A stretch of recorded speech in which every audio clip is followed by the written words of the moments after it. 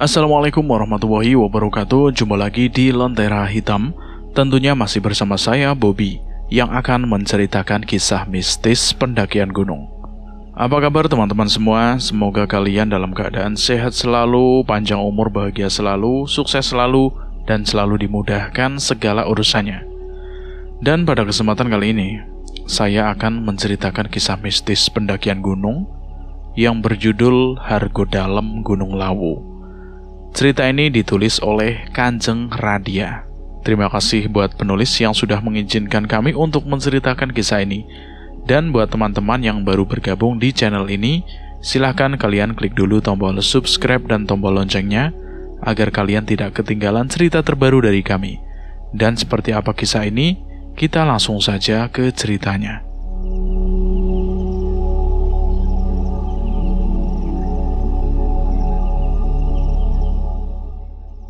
Serius?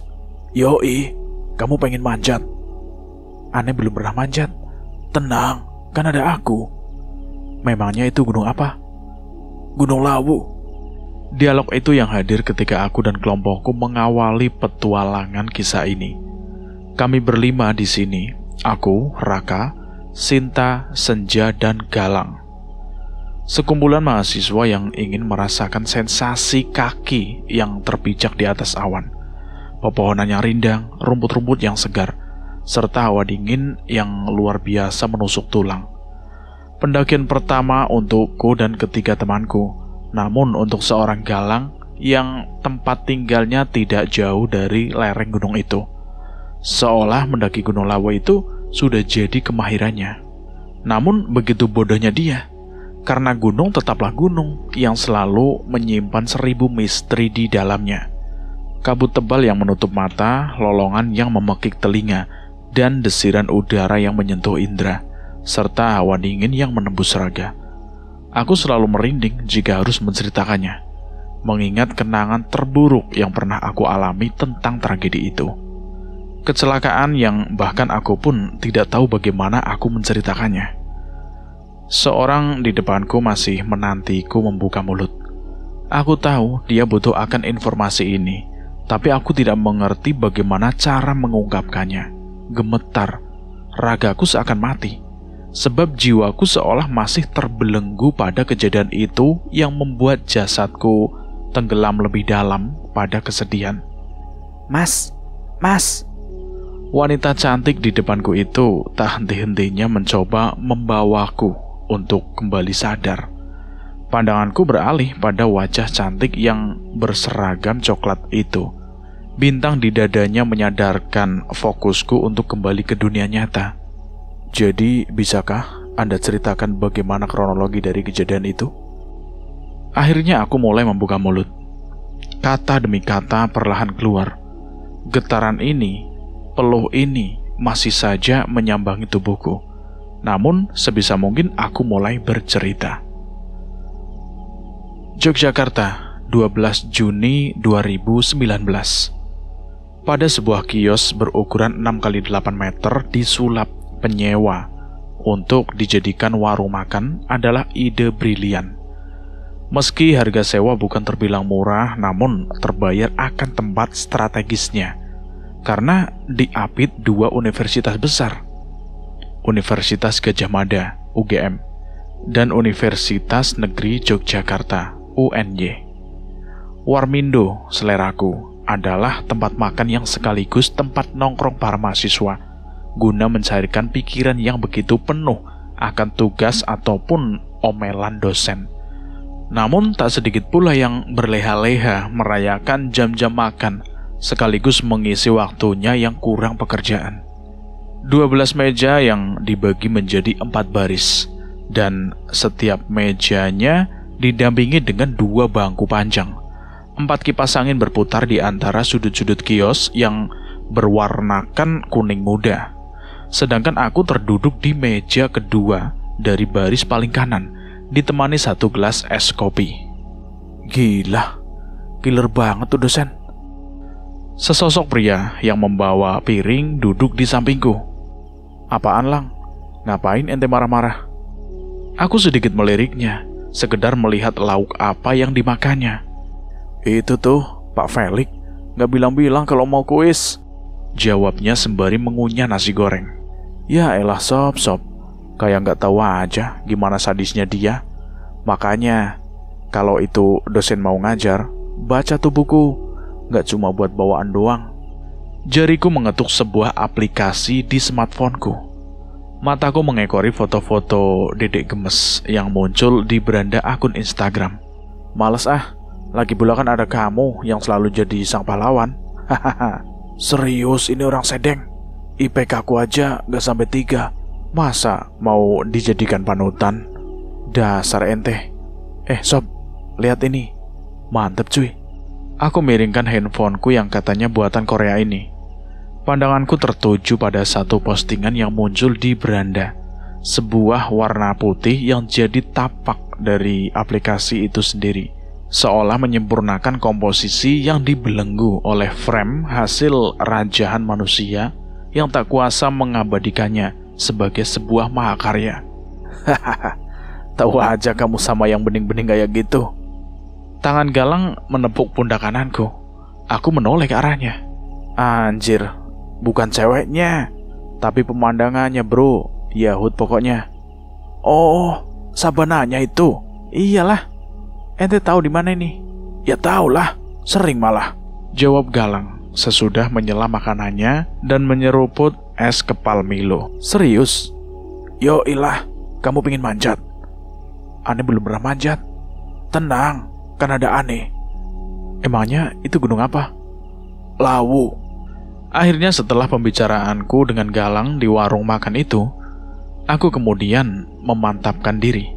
Sebenarnya sudah dari setahun yang lalu, aku memiliki keinginan untuk mendaki.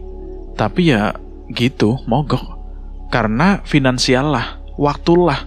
Bagaimanapun dalam pendakian, bukanlah sebuah petualangan dapat digapai dengan mudah.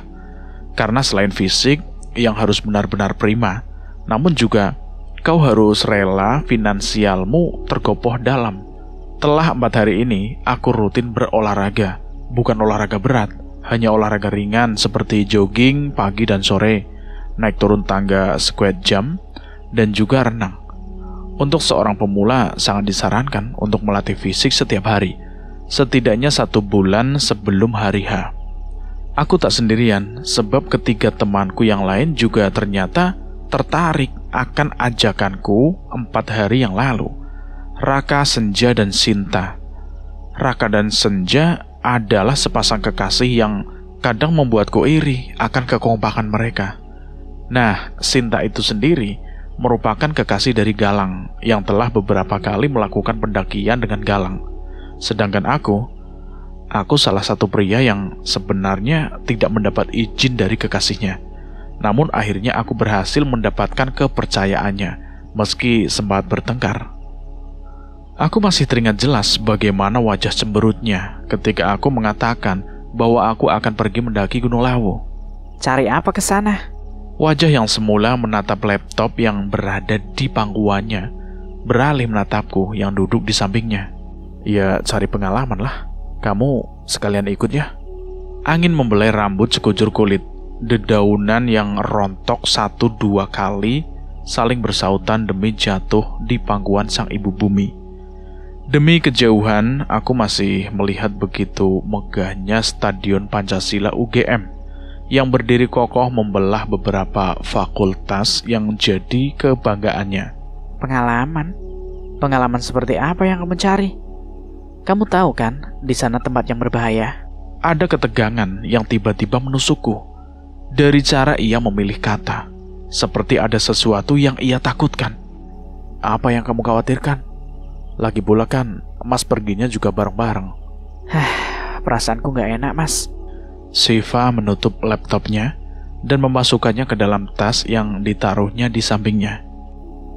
Percaya deh sama Mas, nanti bareng Galang yang sudah berpengalaman sama trek Gunung Lawu itu.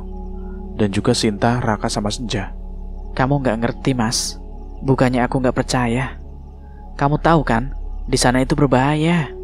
Nada bicaranya meninggi, dan aku melihat jika matanya mulai berair. Ada sesuatu yang malah membuat kekhawatiranku muncul. Begitu khawatirlah gadis itu terhadapku. Aku rangkul tubuhnya dengan tangan kananku. Aku biarkan dia merasa nyaman dalam dekapanku. Begitu lirih, gadis berhijab ini bersuara.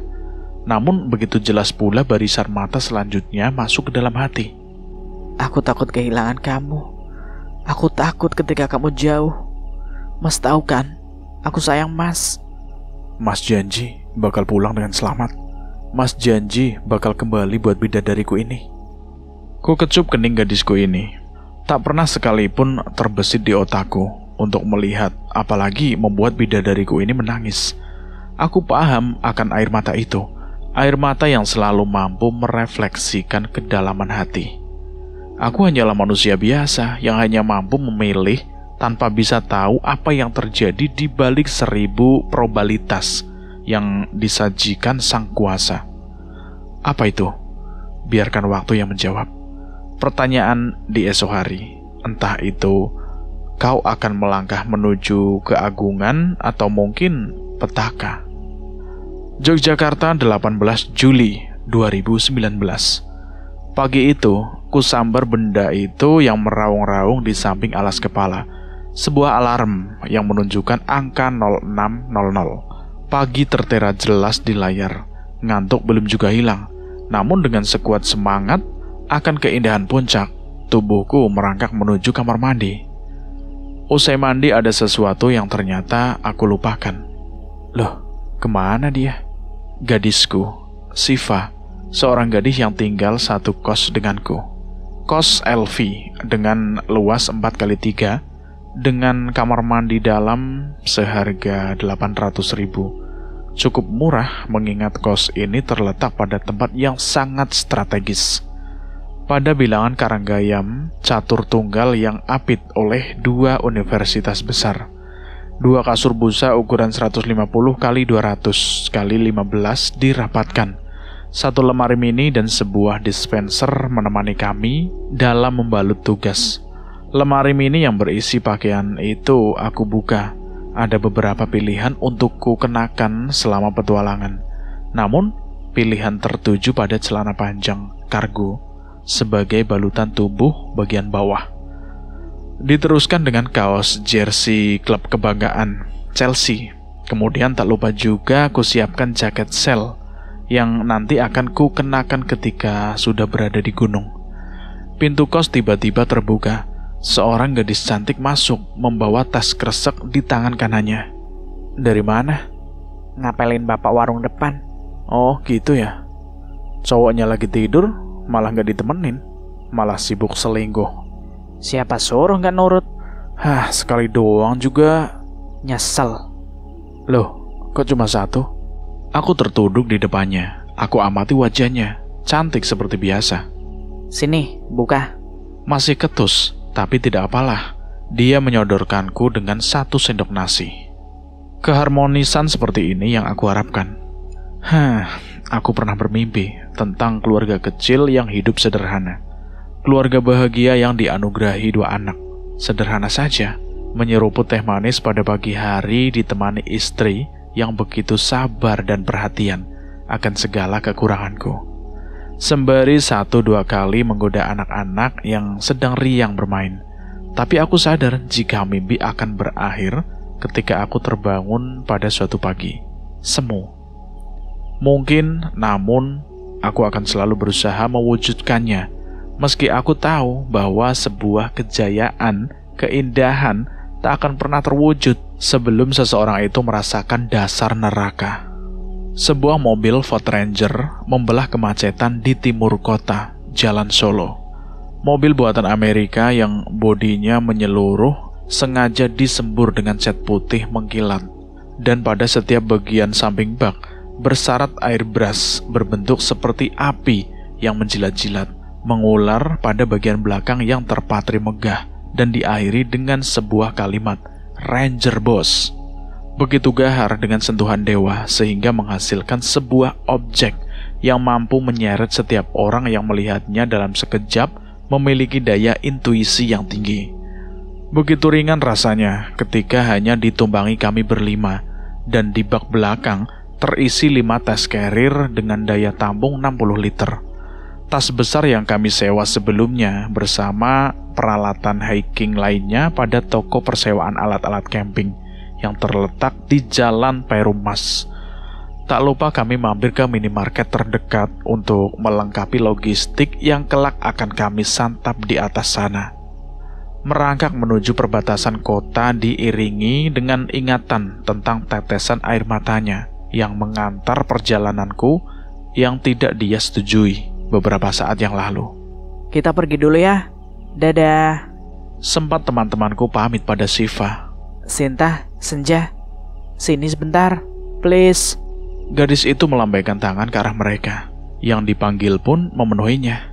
Kenapa, Sif? Sini, aku pengen peluk kalian.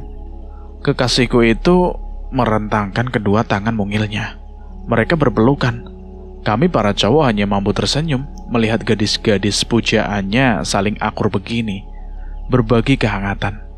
Kebiasaan deh, Siva. Bukan gitu. Perasaan aku gak enak. Semoga kalian bisa pulang ke sini dengan selamat ya. Tadi sahabat-sahabatku menyempatkan diri untuk menjemputku. Namun ya begitu, gadisku ini sangat khawatir terhadapku, sehingga butuh waktu sedikit lama agar dia mau aku tinggal. Aku hanya berkata, tunggu aku di parkiran ketika teman-temanku hendak keluar kosku. Kini yang tertinggal hanya aku dan Siva. Tatapannya terlihat datar ketika aku mengucapkan pamit. Aku berangkat ya. Teman-teman sudah nungguin di depan. Ia hanya memandangku pasrah, hening. Tak ada satupun suara yang keluar dari mulutnya. Pada suatu sisi, aku tidak tega jika aku harus meninggalkannya. Namun di sisi yang lainnya, aku tidak enak jika harus membatalkannya. Sebab dari awal aku sendiri yang mengajak mereka. 10 menit sudah berlalu, aku beranjak dan merengkuhnya. Aku hanya ingin memberikan kehangatan dan kepercayaan kepada dirinya. Mas, berangkat sekarang ya? Iya. Jangan pergi, Mas. Adik mohon. Suaranya teralun lembut. Aku tatap wajahnya yang tersandar di dadaku. Ada air mata yang telah menetes di pipinya. Jangan khawatir ya. Besok Mas pasti pulang kok. Perasaan adik gak enak, Mas. Percaya deh sama Mas, ya. Gadis semester 2 itu tidak menjawab. Ia seolah disibukkan dengan narasinya sendiri. Mas janji ya, besok pulang. Ku dengar helaan nafasnya di balik tangisannya yang tanpa suara. Iya dek, tenang saja. Mas janji besok pasti akan pulang. Dia melepaskan diri dari pelukanku dan berbalik menghadapku. Pasti Mas akan kembali dek. Aku cium keningnya lembut. Aku dan Siva berhadapan saling pandang. Galendra Prabuwana Aswatama. Ada rasa hangat ketika dirinya menyebut nama panjangku. Rasa hangat yang membuatku terlipat ganda untuk menjadikannya perlengkapku. Rasa hangat yang membuatku berlipat ganda untuk menjadikannya pelengkapku. Satu rusuk yang konon pernah hilang. Aku cinta kamu. Tiba-tiba saja, bibirku terucap tanpa kusadari. Wajahku berlahan mendekatinya, memotong jarak di antara kita. Aku juga cinta kamu, Mas. Siva pun tidak ragu untuk menyambutnya. Sekat di antara kami terpangkas habis. Bibir yang pernah saling berseteru akhirnya bersatu. Lembut namun terlihat begitu panas. Kamar kecil ini jadi saksi bahwa ada 2 insan yang sedang dimabuk asmara, menumpahkan segala kenyamanan yang selama ini aku dan dia rasakan. Duka, tawa, tangis dan bahagia membaur menjadi bumbu termanis dalam sebuah hubungan. Aku pernah punya doa panjang, doa yang pernah dilantunkan sang Nabi Adam tentang seorang insan yang merindukan kisah terindah yang pernah bersemi di surga. Cinta agung yang dengan rendah hatinya rela terbelah demi menemui makna kebersamaan yang sebenarnya.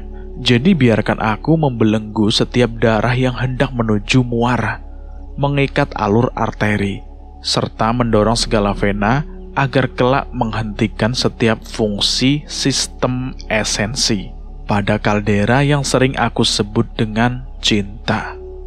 Hiruk pikuk kota digantikan oleh suhu udara yang mulai menurun. satu persatu memasuki kawasan wisata. Aku hanya termanggut-manggut ketika bus-bus besar, mobil pribadi hingga para rider saling berurutan untuk segera sampai. Dari kejauhan begitu gagahnya Gunung Lawu. Kabut tebal menghiasi puncaknya seolah ada sesuatu besar yang sengaja ditutupi oleh awan.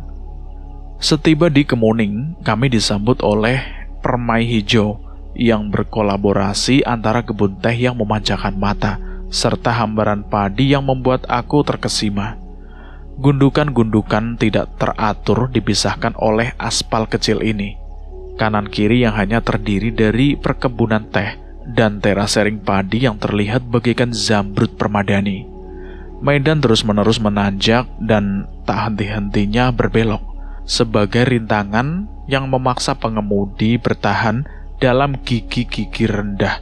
Namun apalah artinya jika Galang membabat habis jalan itu dengan 33 kali 11,5 kali 16 Simek Jungle Tracker. Basecamp Lawu Barokah. Begitulah mobil ini terparkir. Jam menunjukkan pukul 12.25 siang. Namun waktu itu tempat parkir ini hanya menampung beberapa buah kendaraan. Sebuah mobil dan 3 motor. Tak begitu ramai, malah terkesan sepi karena memang hari ini bukanlah hari libur nasional. Kami berlima turun dari mobil. Raka antusias dan penuh semangat. Berbanding terbalik dengan Senja, kekasihnya. Gadis itu malah terlihat lesu ketika menuruni mobil dan menuju ke warung di base camp. Ja, rumah kamu dekat ya dari sini? Aku bertanya pada Senja ketika tiba-tiba dia teringat akan sesuatu hal. Enggak lah, 2 jam perjalanan paling kalau dari sini. Gadis cantik itu terduduk sembari melepas sepatunya. Memangnya daerah mana ya? Kok saya lupa? Blora. Kamu sakit ya? Raka seketika berada di samping Senja. Ia mengamati wajahnya. Nggak tahu nih, tiba-tiba aja kepalaku pusing. Ya udah, minum obat ya. Aku tadi bawa obat-obatan kok. Untuk menjaga tubuh agar kuat dalam pendakian, maka perjalanan ini diawali dengan makan di base camp. Kami berlima menyantap masing-masing 1 piring sebagai bekal awal untuk hiking panjang ini. Hawa sejuk khas lereng gunung menyeruak menyapu kulit. Jaket sel sudah berpindah dari tas carrier ke tubuh kami. Ja, kok jaket kamu hijau? Todong Gilang ketika melihat jaket yang dikenakan oleh Senja. Iya nih, soalnya yang lain baru aku laundry. Jawab gadis kekasih Raka itu. Ia tersenyum. Dari raut wajahnya terlihat bahwa keadaannya sudah membaik. Memangnya kenapa, Lang? Raka mulai berdiri untuk bersiap menapak ke puncak. Gak apa-apa, berdoa aja. Semoga pendakian kita bisa selamat sampai kita pulang ke Jogja. Galang juga berdiri. Ia yang akan memimpin pendakian ini. Candi Ceto. Konon dahulu candi ini adalah salah satu mahakarya yang pernah digubah oleh Sang Prabu Brawijaya. Undakan dengan 35 anak tangga yang tersusun memucuk yang kemudian diakhiri dengan 2 gapura yang menjulang sebagai batas akhir sebuah nista mandala. Kekagumanku berlanjut. 9 punden berpundak disajikan sebagai hidangan pembuka. Aras demi aras saling tumbuh membuka saraf dopaminmu lebih dalam pada rasa penasaran atas rentan rahasia yang disembunyikan. Seiring langkahmu yang telah masuk pada cuplikan kisah Sudamala, tak sabar hingga tibalah kau pada bagian akhir. Bagian di mana mahakarya ini harus diakhiri. Sebuah bangunan kubus, candi utama yang digunakan pemanjatan doa. Nuansa romantisme dan upasana begitu kental di sini antara peradaban nan agung yang seolah membawa rohku pada peradaban bangsa Semuria dan sedikit menyentuh arti estetika sebuah negeri Sambala. Aroma dupa dan persembahan berupa sesajen yang perlahan menyeretku pada raksi mistis yang bersembunyi di balik kabut tebal pada dimensi magis antara Sang Batara ataukah mungkin sang penguasa Sandekala. Petualangan dimulai dengan anak tangga yang bersandingan dengan Candi Ceto, menyisir sebelah utara di luar komplek candi yang terus berjalan ke arah timur. Kata Galang, dari sini seharusnya puncak Lawu dapat terlihat, jika saja awan tebal tidak menutupinya.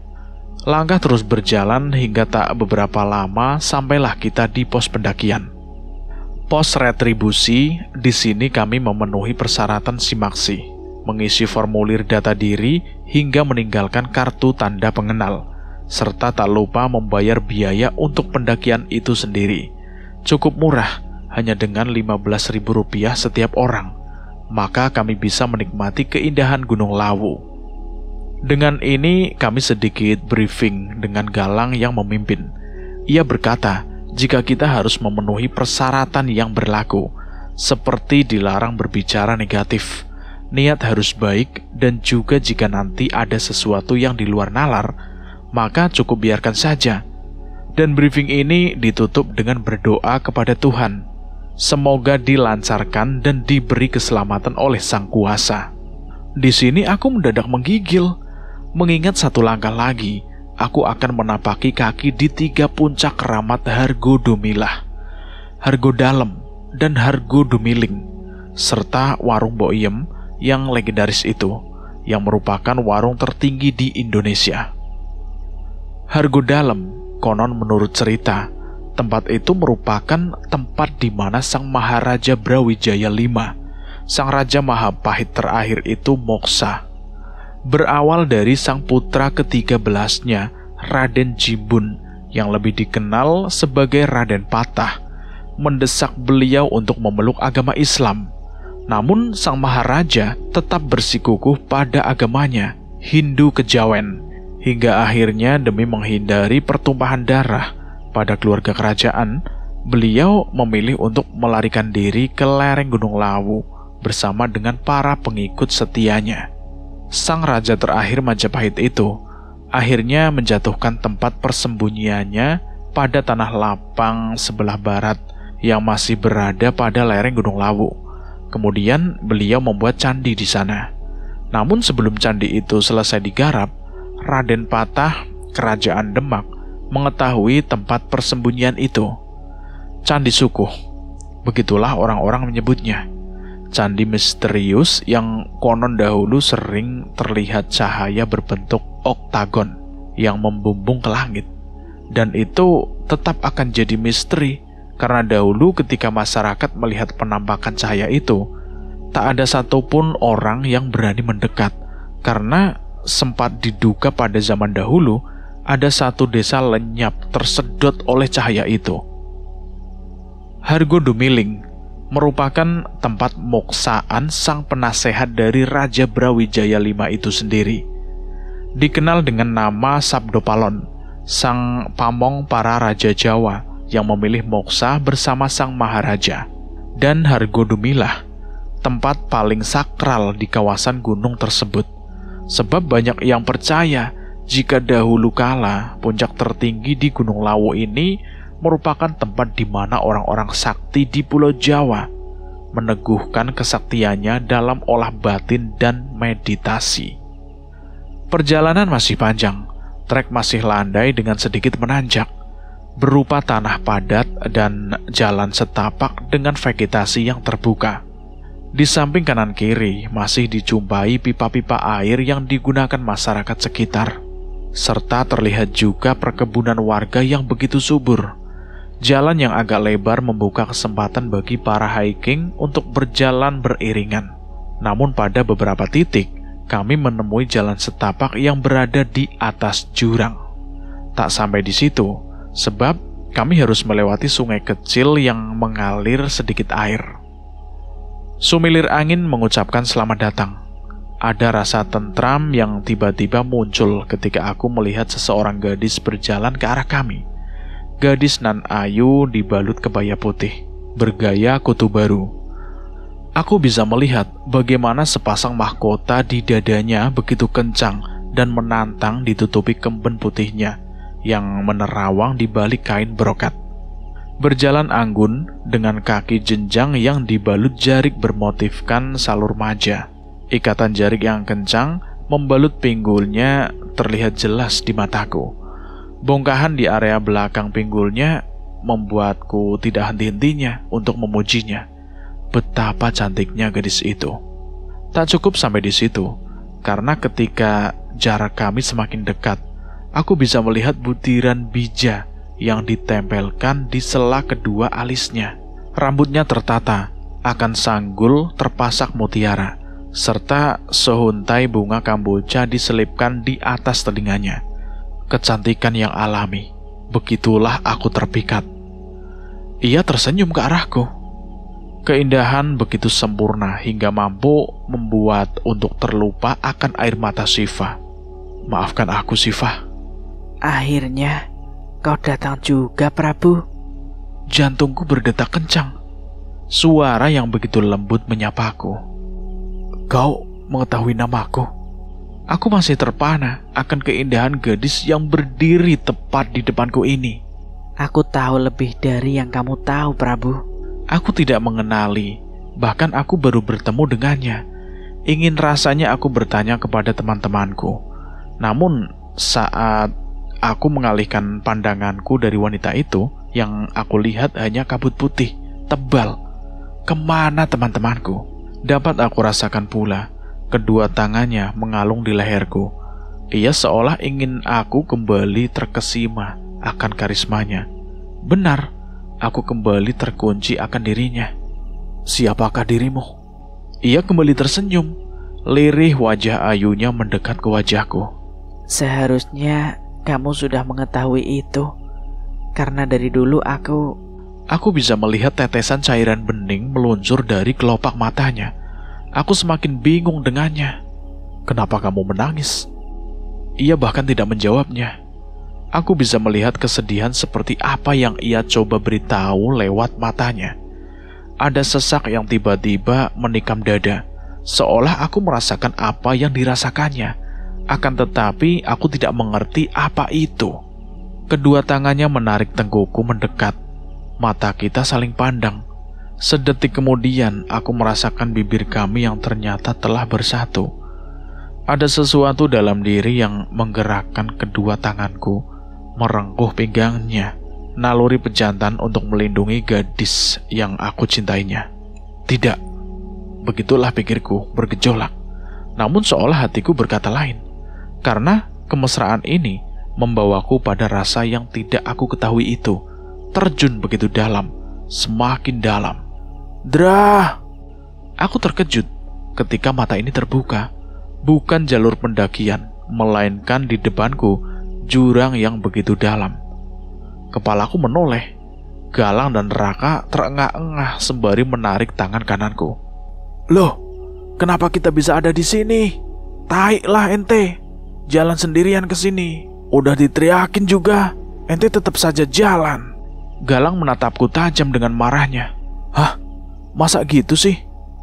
Kita bertiga mulai berjalan kembali ke jalan yang seharusnya. Iya, tatapanmu kosong, bro.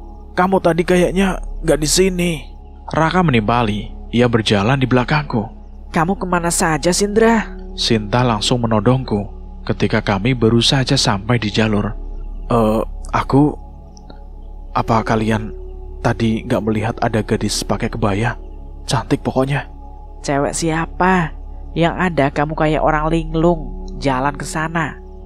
Senja serta-merta tidak melihatnya. Padahal tadi benar-benar begitu nyata. Gadisnya tadi... Sudah, Ndra, sudah. Kenapakah? Sudah, gak usah dibahas. Pandangan Raka menerawang jauh entah kemana.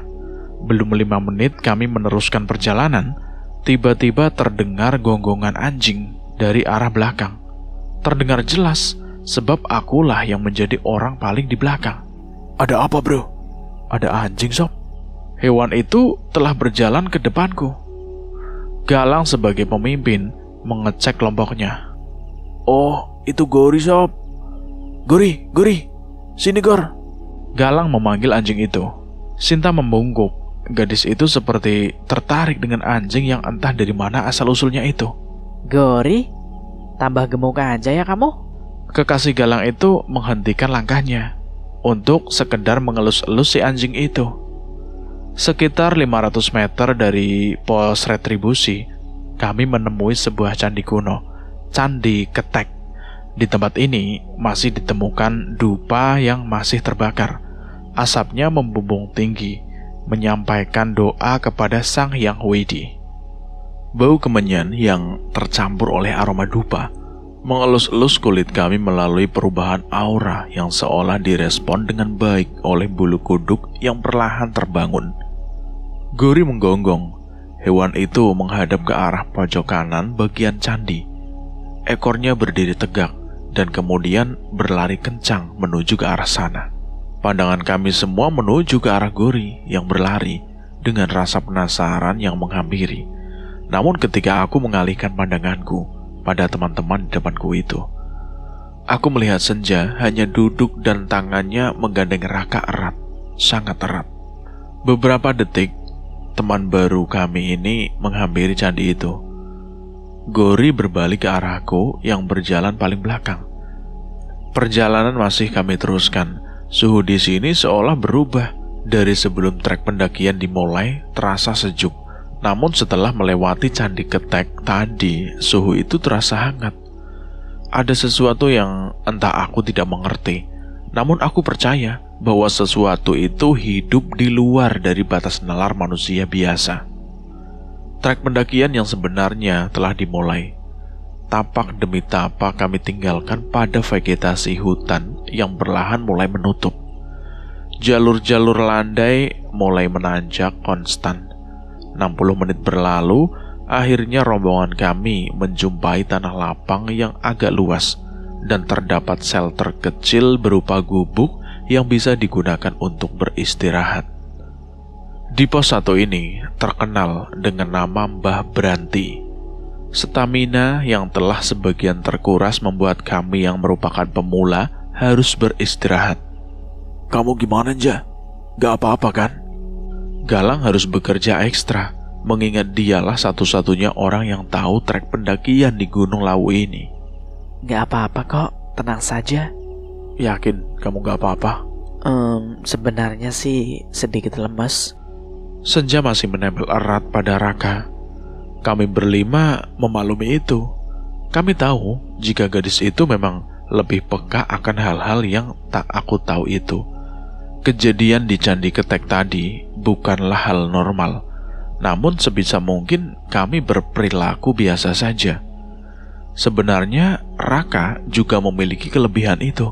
Namun entah mengapa ia jauh lebih tenang dibandingkan dengan kekasihnya. Jam yang tergantung di balik jaket tebal ini telah menunjukkan pukul 14.15. Panasnya hari tidak menyurutkan semangat kami. Memulai beranjak lagi, pepohonan yang rimbun menaungi kepala melindungi dari sengatan sang surya. Rumput-rumput liar yang terinjak oleh sepatu merengek tak berdaya di bawah sana. Jalur mulai lebih menanjak. Tanah padat yang jika dilalui saat musim penghujan niscaya akan begitu licin. Tumbuh-tumbuhan yang menurut kami mulai berganti dengan pepohonan besar dengan jenis pohon hutan heterogen. Kami berlima selalu mencoba bernafas serileks mungkin dan melangkah kaki dengan santai, menjaga stamina agar sampai di pos 5 sebelum hari berubah menjadi gelap. Begitulah yang sempat Galang katakan ketika hendak melanjutkan perjalanan di pos 1 tadi. Seperti di jalur sebelumnya, di sini kita juga menemui pipa-pipa yang ditanam yang mungkin sebagai sumber mata air masyarakat lereng gunung. 50 menit berlalu, kami menemui tanah datar dan juga lapang yang memungkinkan untuk mendirikan 4-5 tenda. Tapi kami hanya melewatinya. Dari kejauhan aku mendengar kicauan burung. Wah, indah sekali. Sebagai warga metropolitan, suara-suara alam seperti inilah yang kami rindukan. Gemerisik dedaunan serta kelekar demi kelekar pepohonan yang saling bergesekan membuat sejenak diriku terhanyut akan harmoni. Ketika pos 2 telah terlihat sekitar 50 meter di ujung tanjakan ini, Tiba-tiba saja Galang yang berjalan paling depan itu terlonjak ke samping. Sedangkan Raka tiba-tiba saja merangkul Senja. Sinta yang tepat di belakang Galang menatap kekasihnya bingung. Dan aku yang berada di paling belakang hanya mampu bertanya-tanya. Sebab yang aku tangkap hanya suara Gori yang menggonggong. Bulu kuduk yang sempat tertidur kembali terbangun. Kami masih meneruskan perjalanan. Namun semakin dekat dengan pos berikutnya, semakin kuat pula aura tidak mengenakan ini menyelubungi tubuh. Sampailah kita di pos 2, Brakseng. Di sini aroma dupa dan kemenyan begitu kental. Secari kain putih membungkus batang pohon besar yang tegap menaungi pos. Pohon itu hampir tidak berdaun, namun ketika mendongak ke atas, melihat ujungnya tiba-tiba saja kepalaku pusing. Jadi gimana keadaan kalian? Senja, kamu? Galang berhenti di depan shelter. Lang, Senja mual-mual. Raka yang dibantu Sinta memapah Senja yang hampir muntah. Yang lain gimana? Dra, gimana kamu? Galang melihatku penuh tanya. Aku hanya membalasnya dengan ucapan jempol. Baik, kalau begitu istirahat sebentar ya di sini. Kami mengeluarkan bekal logistik berupa makanan ringan dan air. Memasukkan sedikit asupan ke badan tubuh agar mudah-mudahan bisa sampai di puncak. Dan itu harus sampai. Dari kejauhan aku melihat beberapa orang pendaki lain turun. Sepertinya 2 orang pria dan 1 orang wanita. Mereka bertiga tertatih seperti mengalami kelelahan yang sangat. Mari Prabu, sapa mereka dengan tersenyum ke arahku. Aku terkaget.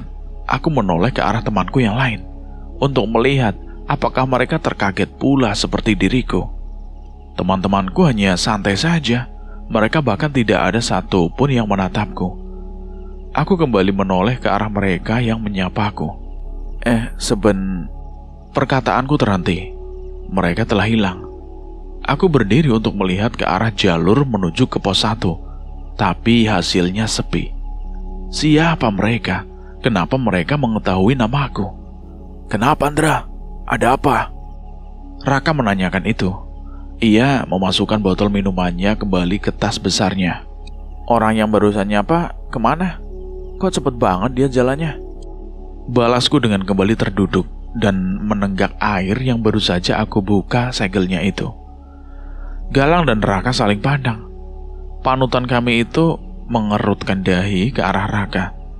Tapi ia hanya mendapatkan endahan tangan oleh pria kekasih dari Senja itu. Apaan kamu, Ndra? Gak ada orang juga. Sinta menimpali. Hah? Aku menangkap sesuatu keanehan. Namun aku juga cukup memakluminya, karena aku juga sadar aku sedang berada di mana. Namun, jika mereka manusia, kenapa yang melihat itu hanya aku? Dan jika mereka makhluk dari alam lain, mengapa Raka dan Senja pun tidak memberikan tanda?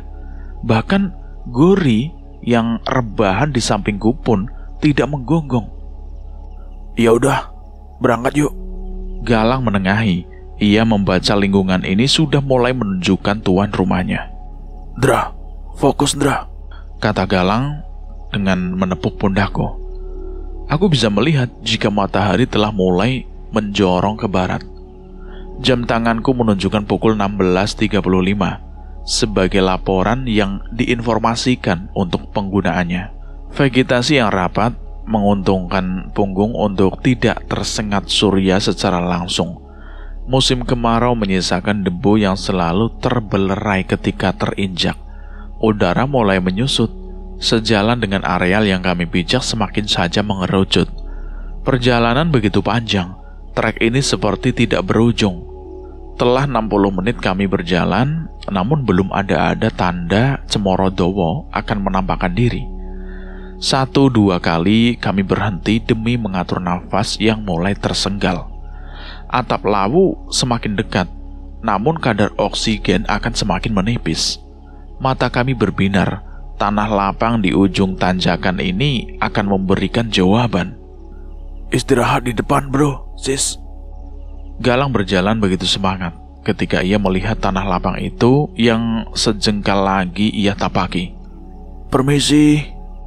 Galang sedikit menyapa beberapa pendaki yang sudah terlebih dahulu berada di sana. Oh iya mas, silahkan mas, jawab mereka kepada kami semua. Dan Raka pun menimpalinya. Mau naik apa turun mas? Kami mau turun mas. Pada mau buka tenda di mana ini? Balas mereka cukup ramah untuk seukuran orang yang baru ditemuinya.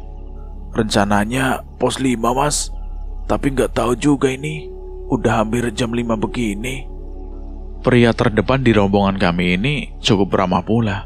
Mungkin inilah etika-etika manusia berada di alam. Sudah kemalaman mas, apa mau trekking malam? Enggak deh mas, terlalu berbahaya soalnya teman-teman saya baru pemula mas. Galang terlihat akrab dengan orang-orang baru itu. Wah, saya saranin ya, jangan buka tenda di pos 4 loh mas. Sebenarnya ada apa dengan pos 4? Ada yang janggal, membuatku ingin menimpali. Memangnya ada apa mas? Kurang enak saja. Ada sesuatu yang ingin mereka katakan, tetapi seolah harus disimpan karena sebuah norma. Baiklah, aku memakluminya. Ada sesuatu yang kurang bersahabat di sana. Kurang enak gimana mas? Adalah pokoknya jangan ya. Gunung bukanlah semata-mata tempat di mana pepohonan, tumbuh-tumbuhan hidup, ekosistem yang jauh lebih besar daripada sekedar tempat para fauna terhabitat. Sebagian orang percaya jika di sana merupakan tempat di mana kekuatan besar bersemayam. Kekuatan supranatural yang begitu kental, begitu terasa ketika seseorang menginjaknya kaki di sana. Bahkan tidak sedikit dari golongan manusia melakukan kegiatan spiritual demi mencapai sebuah tujuan duniawinya. Jauh dari hiruk-pikuk dunia, menjadikan tempat-tempat seperti lautan, hutan, dan gunung adalah tempat yang cocok disebut akan kesakralannya. Tempat di mana para penguasa tanah Jawa dahulu menepikan diri dari makhluk yang diciptakan Sang Agung untuk memimpin bangsa mereka, manusia. Dapat kulihat jika matahari di ujung kulon terlihat berlahan, namun sebenarnya begitu cepat turun. Aku kembali melirik arloji yang terlihat di tangan kiriku ini, menunjukkan pukul 17.10 menit. Aku sejenak menghela nafas, melihat tanjakan panjang yang menanti di depan kami. Kesempatan istirahat di sumber mata air tadi ditutup dengan kepergian Gori yang ternyata memilih turun bersama para pendaki yang sempat kami akrabi tadi. Jamuan kopi sejenak memberi segumpal tenaga untuk kembali bereaksi menaklukkan medan. Pos 3 Cemorodowo telah berhasil menjadi bagian purna untuk kami setujui demi menyelesaikan agenda. Kendala baru pasti segera muncul di sapuan tapak yang selanjutnya. Tanjakan sukar melambai-lambai untuk ditaklukkan. Vegetasi yang cukup rapat ditambah dengan tempo tanjakan yang gila, serta sudut elevasi yang mencapai angka 40 derajat, cukup membuat otot-otot kaki bekerja ekstra. Akar demi akar yang menghalangi perjalanan mampu dilalap habis. Beberapa kali panas tersengal, memaksakan rombongan sesekali mengatur ritmenya di tengah perhentian. Sangat disayangkan 30 menit berjalan tak terasa bahwa cahaya semakin temaram. Headlamp satu atribut yang kami tambahkan, satu usaha yang dilakukan jika saja mungkin hiking dilanjutkan pada dalam gelap malam. Dapat kulihat jika ada yang aneh ketika senja hendak kembali berjalan. Kenapa? Semua pandangan tertuju pada Raka dan Senja yang sedang bergandengan, saling ulur. Au, kakiku kayak kaku gitu leh, berat banget. Kami bertiga mengerubungi gadis itu. Coba lihat, kamu duduk ya. Lurusin kaki kamu. Cukup kesulitan bagi Raka untuk mengatur posisi gadisnya itu agar mudah diperiksa. Melihat medan yang tidak rata membuat gadis berjaket hijau itu kesulitan untuk meluruskan kakinya. Kaki kanan aku rasanya panas. Ada yang masuk. Setelah diraba bagian kaki kiri gadis itu, pelan Raka coba menjelaskan keadaan dari Senja. Apaan yang masuk kah? Aku kurang mengerti apa yang dimaksud kawanku itu. Ada pokoknya. Raka mengatakan itu dengan begitu lirih, seperti sebuah kalimat yang sebenarnya tidak ingin diungkapkannya. Sorot matanya begitu ragu untuk lantang mengatakannya. Oh, aku mulai mengerti apa yang dimaksudnya. Aku teringat etika macam apa yang coba ia terapkan di tempat sewingit ini. Aku menghela nafas, mata yang sempat berbinar kembali meredup. Ada rasa iba yang tiba-tiba hadir ketika melihat apa yang Senja alami. Aku melihat bagaimana Raka begitu telatennya melepas sepatu di kaki kanan kekasihnya itu. Aku juga masih merasakan pandangan teduh yang seolah mampu mengayomi kegelisahan sang gadis cantik di depannya itu. Tangan kanannya memijat ibu jari dari kaki kanan yang kelak akan jadi surga untuk anak-anaknya. Tak lupa ia menekan telapak kakinya dengan sembari bibirnya berbisik akan rangkaian doa dengan bahasa berbeda. La ilaha illallah Muhammadur Rasulullah. La ilaha illallah Muhammadur Rasulullah. La ilaha illallah Muhammadur Rasulullah. Adalah Raka Setiaji Ranggawuni, seorang lelaki yang selalu satu langkah di depanku dalam hal kedewasaan. Dialah yang seolah jadi tetua di sini, mengayomi bagaimana seharusnya seorang orang tua. Bukan, lebih tepatnya bagaimana seorang lelaki bertindak. Aku bisa merasakan kenyamanan apa yang dirasakan oleh seorang Arimbi Senja Pitaloka, sosok jelita yang kebetulan dicintai juga oleh pria itu. Rasa aman macam apa yang menyeruak dari seorang yang sabar dan dewasa seperti dia. Dia untukku adalah pembatas. Aku yang lebih terdengar egois. Ketidaksabaran dan semangat yang kadang meledak-ledak menjadikanku tak lebih dari sebuah api yang meliup-liup tanpa pengendali. Kami telah kembali melanjutkan pendakian. Di tengah perjalanan, aku dengan samar mendengar suara-suara menyeru saling bersahutan. Dari toa, suara di kejauhan terdengar lirih berkumandang. Ada getaran aneh yang menyelimuti sekujur tubuh ketika bahasa para nabi itu melebur dengan kentalnya lenggam Jawa. Terdengar mendayu begitu masuk ke dalam titik terdalam hati. Aku merinding ketika baru menyadari betapa indahnya lantunan itu. Lantas, kemana sajakah aku selama ini? Ada hati yang diam-diam menangis. Sebuah rasa bersalah yang hadir bersama penyesalan yang seolah menamparku berkali-kali. Betapa kotornya diri ini, ya Allah. Di manakah aku saat ini? Tempat terasing yang jauh dari sebuah kata nyaman. Adzan itu telah terdengar untuk yang kali kedua. Kulihat teman-temanku yang kian samar. Mereka pasti juga merasakan gundah yang sama ketika ba'da maghrib itu disumonggokan. Tak ada yang mengira jika ternyata sadar akan keasingan diri itu begitu menyakitkan. Petang telah datang. Dan tanpa kusadari, kabut yang turun telah pekat. Di sejauh mata ini mengedar kegelapan absolut, keterbatasan indera untuk mengetahui apa yang bersemayam pada kegelapan itu sendiri. Heklem dan tangan kami yang saling bergandengan memang sangat berguna untuk melawan gelap. Tapi apalah arti segelintir kerikil dibanding dengan agungnya semesta.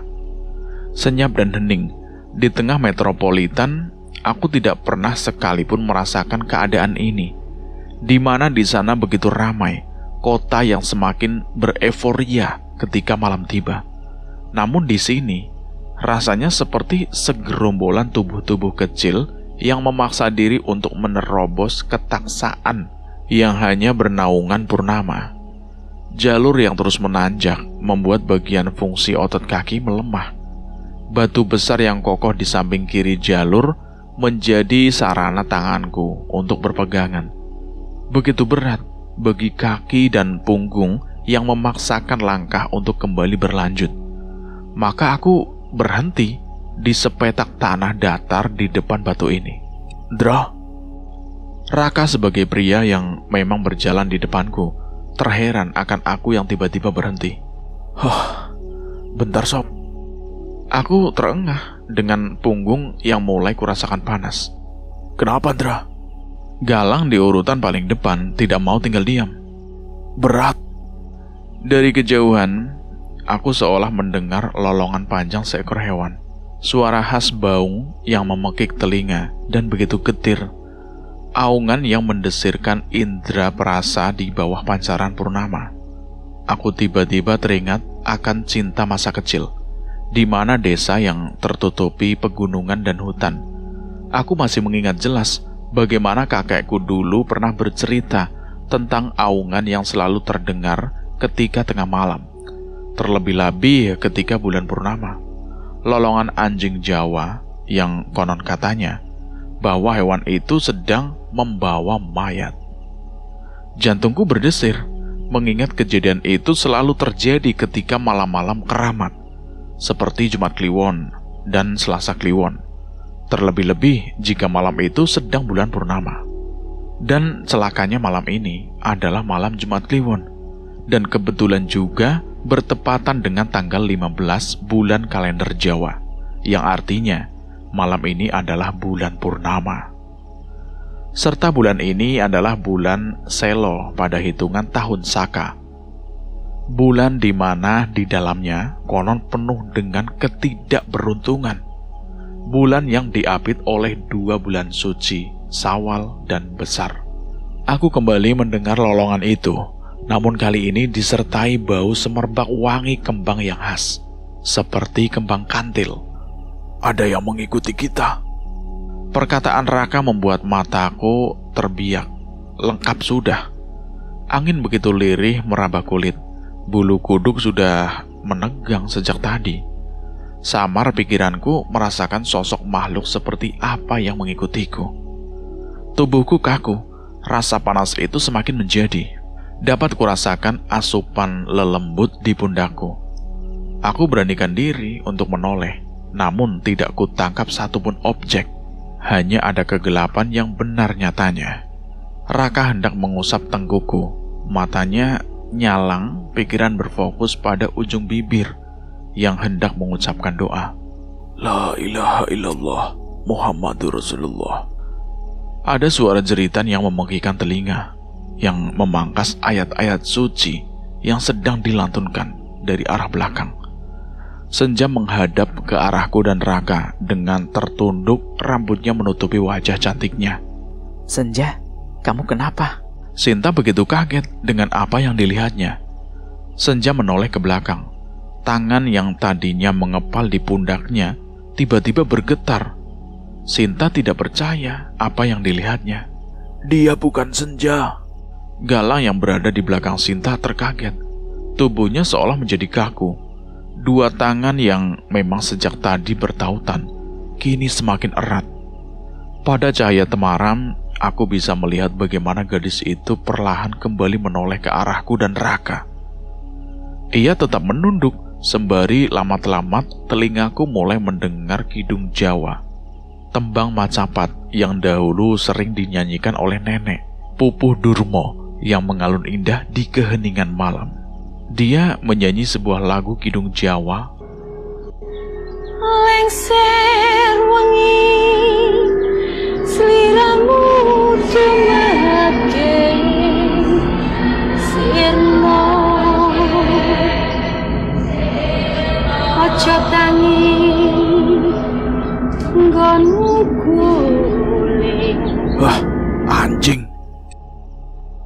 Dapat ku dengar bagaimana Raka yang jarang berkata kasar, kali ini ia mengumpat lirih. Angin tiba-tiba datang menyapu pepohonan.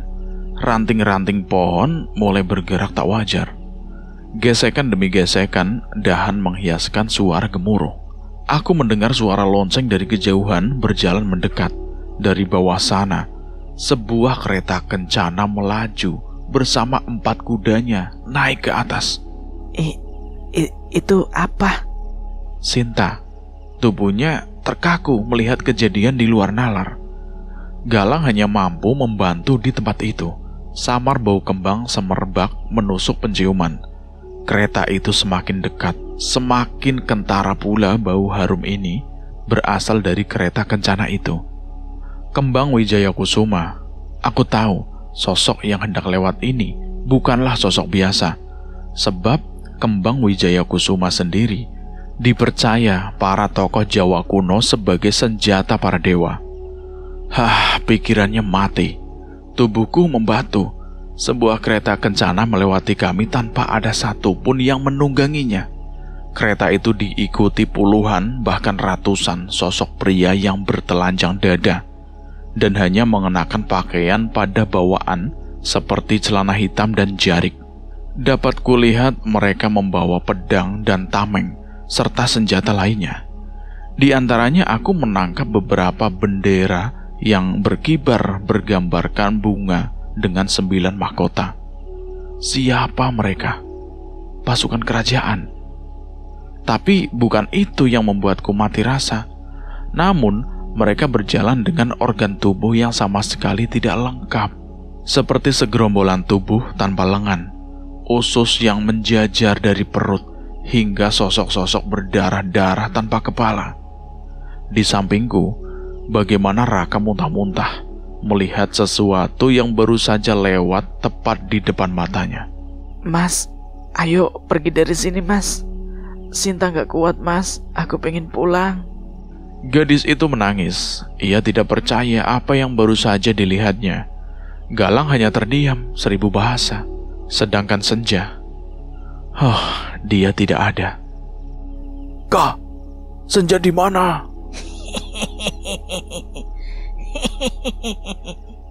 Suara itu seperti di atas pohon. Kami berempat menengok ke atas, dan yang kami tangkap adalah Senja yang terduduk di dahan pohon.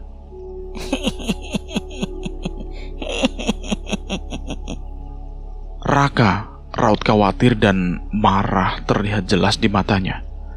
Gadis yang disayanginya sedang dalam bahaya.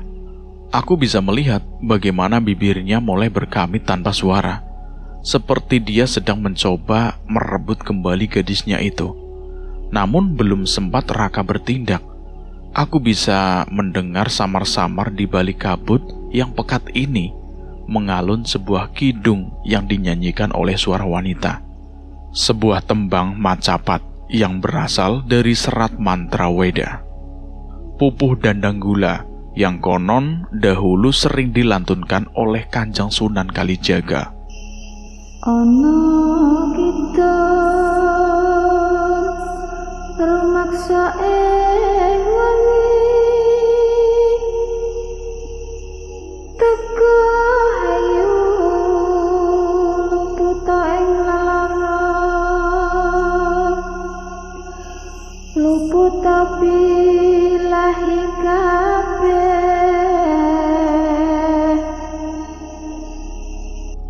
Ada kesejukan yang timbul di dalam diri, mengusir hawa panas dan berat yang sempat mengambil tempat di punggungku. Tak hanya itu, aku juga bisa merasakan aura sejuk yang datang menyebar di udara bersama bahana kidung yang kian lama semakin terdengar jelas, sangat jelas. Jin setan katan kurun panaluhan tan ono wani.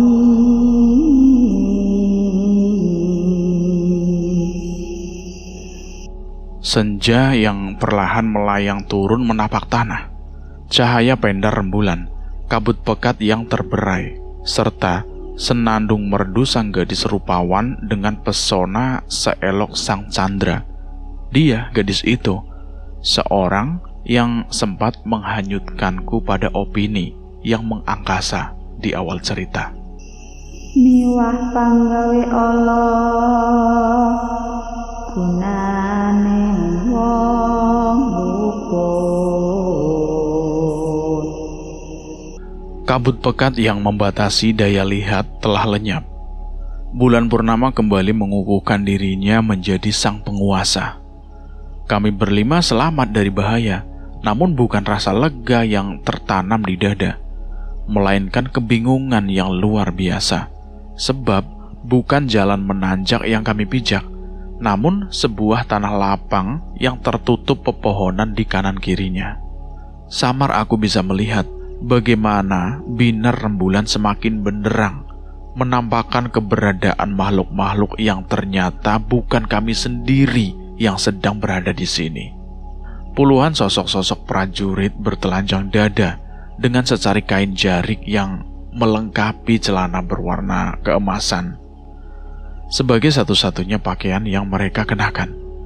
Aku bisa melihat dengan apa yang terselip di pinggang sebelah kiri. Ada yang membawa panah dan ada yang membawa atau memegang tombak, serta di tangan kirinya menenteng tameng.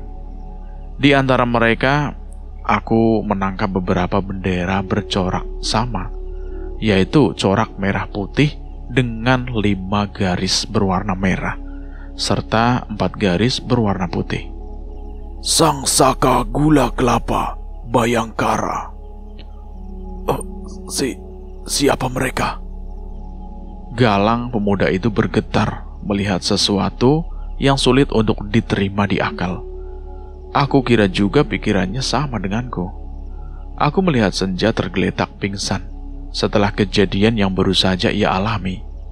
Raka menatap tajam sekelompok prajurit itu, sedangkan Sinta terduduk dengan jemarinya merengkuk erat Senja. Aku kira kali ini semua orang yang di sini mampu melihatnya. Jika ada seorang gadis cantik yang parasnya sama seperti yang menciumku di penuturan pada awal cerita, dia berjalan, bukan, namun lebih tepatnya melayang ke arahku. Entah, tak ada rasa takut, akan tetapi malah sebaliknya ada rasa nyaman ketika gadis nan ayu itu berada di sampingku. Sugeng rawuh Prabu. Hanya kalimat itu yang diucapkannya, karena di detik selanjutnya perbuatannya terhadap aku membuat teman-temanku terbeliak tidak percaya. Gadis itu mencium bibirku lagi. Lama, begitu lama. Manis, sangat manis. Dan untuk sementara cerita ini bersambung dulu sampai di sini. Saya akan melanjutkan ceritanya lagi di part berikutnya. Bagaimana menurut teman-teman tentang cerita ini? Silahkan tulis di kolom komentar. Dan buat teman-teman yang baru bergabung di channel ini, silahkan klik dulu tombol subscribe dan tombol loncengnya, agar kalian tidak ketinggalan cerita terbaru dari kami. Dan terima kasih buat teman-teman yang sudah mendengarkan cerita ini sampai habis. Semoga kalian dalam keadaan sehat selalu, panjang umur, bahagia selalu, sukses selalu. Dan terima kasih buat penulis yang sudah mengizinkan kami untuk menceritakan kisah ini. Dan saya mohon maaf jika ada kesalahan kata. Saya pamit undur diri. Akhir kata, wassalamualaikum warahmatullahi wabarakatuh. Salam lestari.